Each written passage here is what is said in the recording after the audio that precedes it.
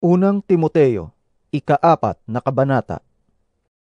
Maliwanag ang sinasabi ng Espiritu na sa mga huling araw ay tatalikuran ng ilan ang pananampalataya.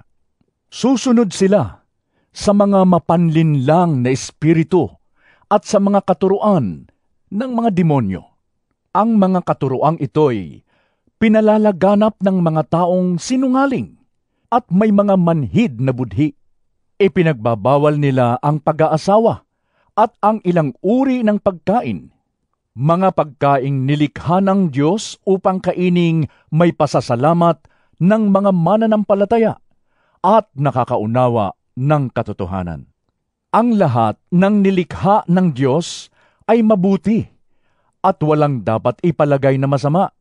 Sa halip ay dapat tanggaping may pagpapasalamat, sapagkat ang mga ito'y nililinis ng salita ng Diyos at ng panalangin.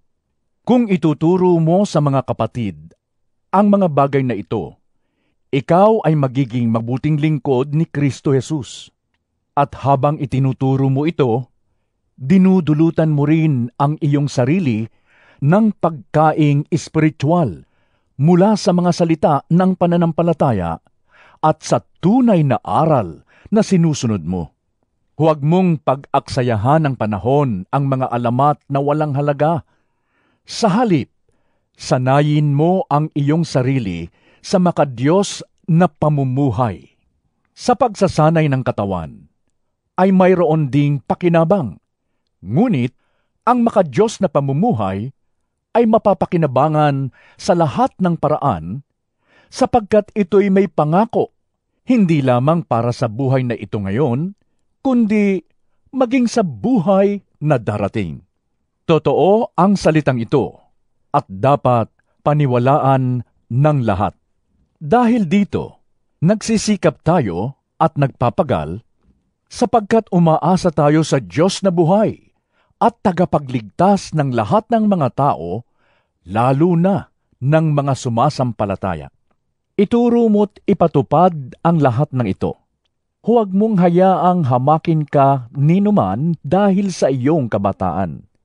Sa halip, sikapin mong maging halimbawa sa mga mananampalataya sa iyong pagsasalita, pag-uugali, pag-ibig, pananampalataya at malinis na pamumuhay.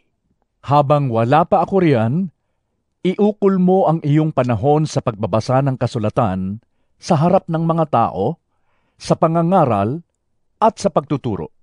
Huwag mong pabayaan ang kaloob na ibinigay sa iyo nang magsalita ang mga propeta at ipatong sa iyo ng mga matatandang pinuno ng iglesia ang kanilang kamay.